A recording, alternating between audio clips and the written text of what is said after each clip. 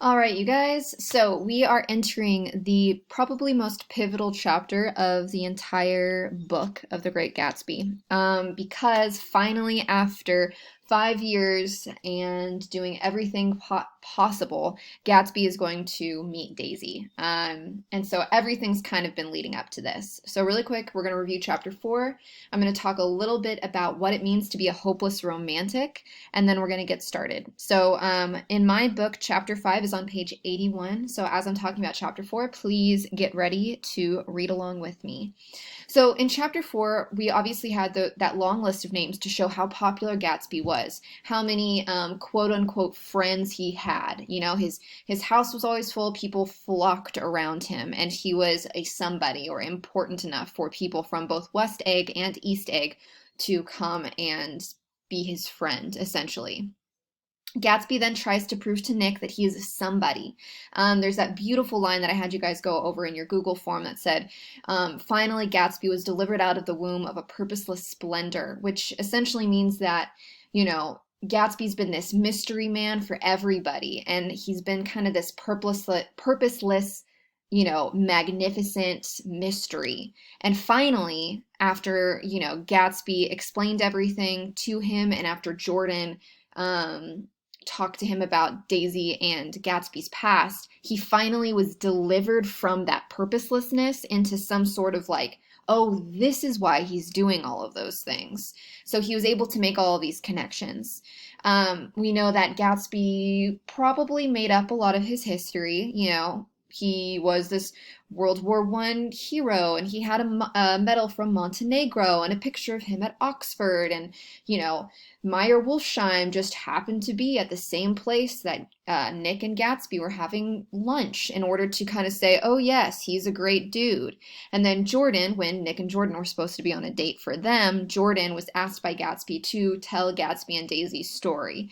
So then we get a little bit of background. Daisy and Gatsby knew each other in the South when he was before he was about to be shipped off to to fight in World War I. They fell in love. She wanted to go and visit him in New York, but her mother prevented her from doing that. One, because it would have been absolutely scandalous back then to be unchaperoned and visiting a man in a different state, especially that far away, and also because Gatsby was a nobody, right? He didn't have a high position in the military. He didn't have any money, and so she was forbidden from doing that. Then Daisy meets Tom. Tom is old money. He, you know, professes his love for her. They get married, even though the night before she receives a letter from Gatsby saying, you know, I love you or whatever. We don't actually know what the letter says. And she desperately wants to call the wedding off with Tom.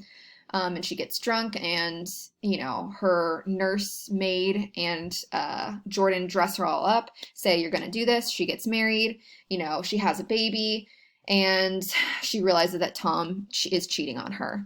And then finally, that backstory all leads into the request that Gatsby is making through Jordan to Nick. Hey, can you have Daisy over for tea at your house? Because I want to come over and essentially show her who I am and my house now. So that's kind of what happens in chapter 4. And chapter 5 is the big lead up. What's going to happen when they meet? And so remember, 5 years have passed, and every single thing that Gatsby has done has been in order to make himself somebody for Daisy, because he believed himself to be too low, too poor, and not good enough. And so his entire life since meeting her has been consumed with this one idea of who she is and the life that they could have together. Which brings me to the idea of a hopeless romantic. So, what is a hopeless romantic? Two pictures on the screen, two very famous stories, very famous characters should kind of bring to mind what a hopeless romantic is. So at the top we have Romeo and Juliet on the balcony scene, and then right below, one of my favorite movies, Pride and Prejudice, with Elizabeth Bennet and Fitzwilliam Darcy. A hopeless romantic is somebody who is always searching for their soulmate. They have very, very high expectations of love.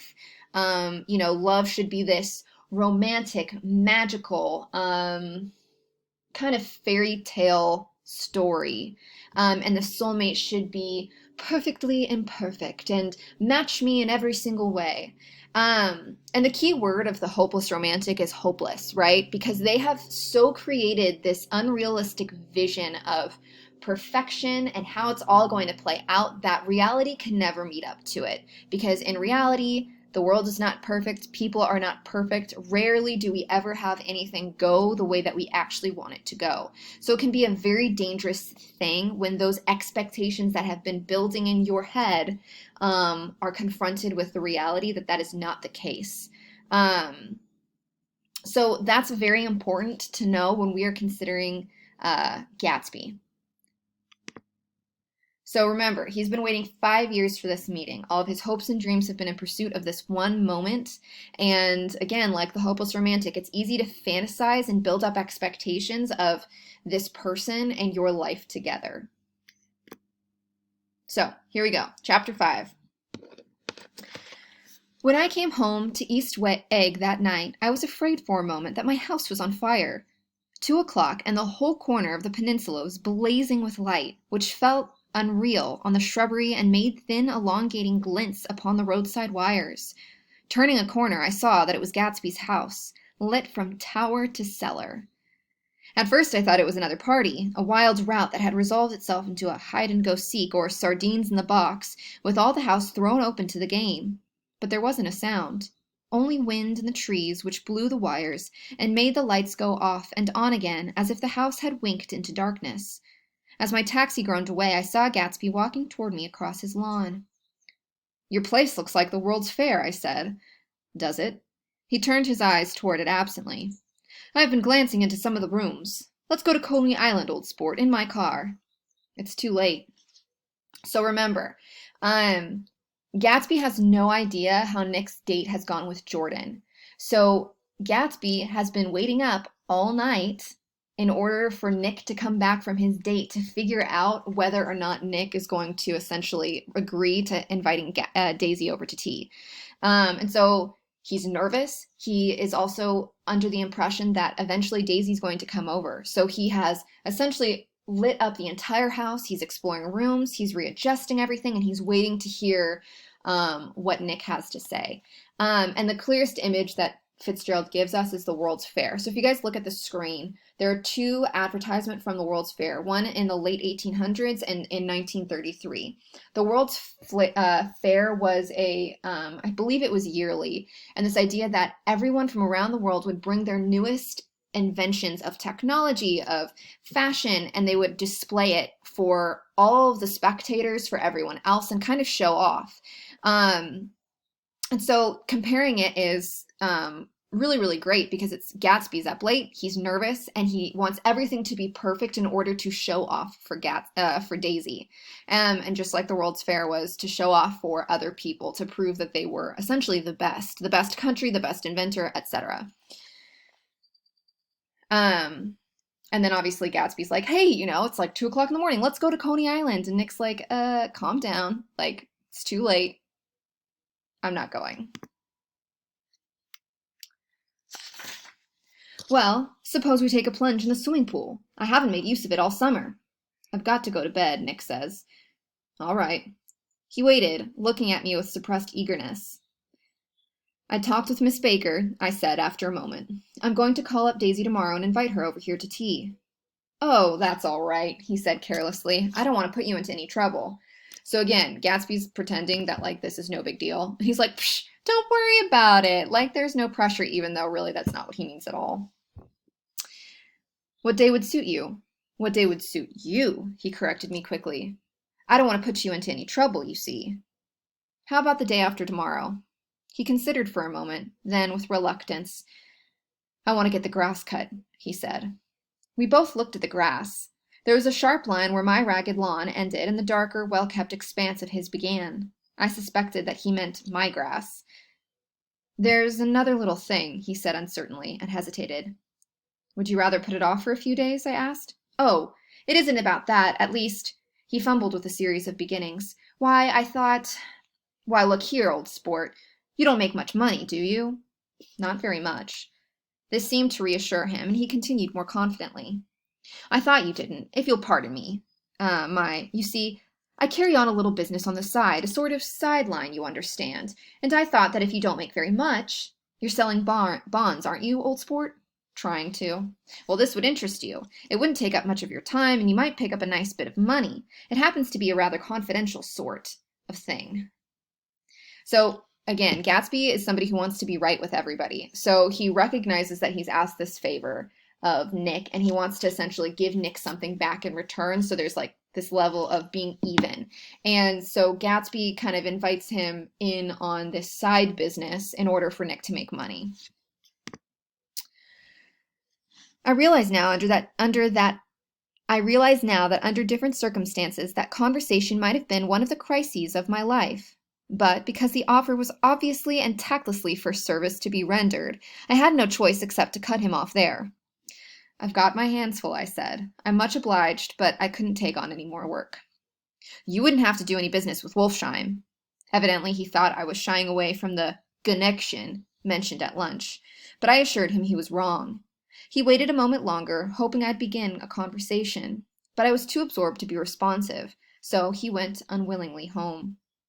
The evening had made me lightheaded and happy. Remember, he also had just kissed Jordan, and he starts liking her more, and she likes him, so he's obviously very excited about that. I think I walked into a deep sleep as I entered my front door. So I don't know whether or not Gatsby went to Coney Island, or for how many hours he glanced into rooms while his house blazed gaudily on. I called up Daisy from the office the next morning and invited her to come to tea. Don't bring Tom, I warned her. What? Don't bring Tom. Who is Tom? She asked innocently. The day agreed upon was pouring rain at 11 o'clock. So I'm going to stop there, actually. If you guys look at the screen, this is what is displayed in the movie. So it's pouring rain. In the book, Gatsby wants to make everything, not only his house, but also Nick's house, perfect. And so he not only mows his lawn, but he also makes sure that Nick's lawn is perfectly cut. Now, in the movie, Baz Luhrmann, the director, ends up going a step further, and I actually agree with this choice. He has him also fill Nick's house with flowers and cakes to make this tea as perfect as it can be, because he doesn't want anything to ruin this moment. Now, I want you guys to learn this word. It's motif. The motif is a recurrent image or idea that helps develop a theme. And frequently in literature, in movies, in poems, in any sort of art, weather is very communicative of an idea or a feeling or a mood. So the fact that what I just read, it says, the day agreed upon was pouring rain. It communicates, and you'll see it throughout, it communicates the state of Gatsby's mood, his internal landscape. And so he's worried, he's doubtful. It's not something that's joyous. It's a day filled with anxiety, because again, he's been waiting for this for 5 years, and he has put so much pressure on himself to make this perfect. The day agreed upon was pouring rain. At 11 o'clock, a man in a raincoat, dragging a lawnmower, tapped at my front door and said that Mr. Gatsby had sent him over to cut my grass. This reminded me that I had forgotten to tell my Finn to come back, so I drove into West Egg Village to search for her among soggy whitewashed alleys and to buy some cups and lemons and flowers. So he's looking for like the maid that comes in and kind of helps him. The flowers were unnecessary, for at 2 o'clock a greenhouse arrived from Gatsby's, with innumerable receptacles to contain it. An hour later the front door opened nervously, and Gatsby, in a white flannel suit, silver shirt, and gold-colored tie, hurried in. He was pale, and there were dark signs of sleeplessness beneath his eyes. "Is everything all right?" he asked immediately. "The grass looks fine, if that's what you mean." "What grass?" he inquired blankly. "Oh, the grass in the yard." He looked out the window at it, but, judging from his expression, I don't believe he saw a thing. "Looks very good," he remarked vaguely. "One of the papers said they thought the rain would stop about 4. I think it was the Journal. Have you got everything you need in the shape of tea?" I took him to the pantry, where he looked a little reproachfully at the Finn. Together we scrutinized the 12 lemon cakes from the delicatessen shop. "Will they do?" I asked. Of course, they're fine." And he added hollowly, "Old sport.